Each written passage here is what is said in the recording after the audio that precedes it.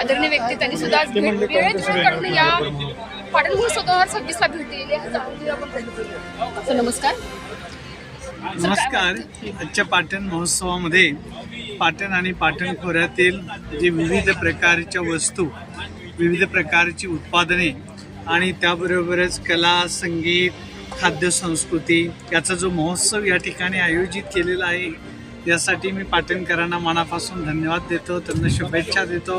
या महोत्सवाच्या माध्यमातून विद्यार्थ्यांना आपला तालुका, आपला परिसर याची अत्यंत उत्तम पद्धतीने माहिती मिळणार आहे. विद्यार्थ्यांना यातून खूप बाबी शिकण्यासारख्या आहेत. काय आपण काय करू शकतो याचं प्रत्येकानं जर स्वयं असं निरीक्षण केलं तर खूप नवीन नवीन व्यवसाय उद्योग आपल्याला करण्याची संधी मिळू शकते. करण्यासाठी बेरोजगारांना रोजगार मिळवून देणं हे आपल्या स्वतःच्या हातात आहे.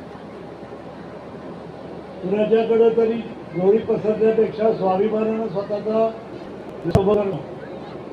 खरोखर एवढ्या मोठ्या प्रमाणावरती स्टॉल्स आपण इथं उभे केलेले आहेत.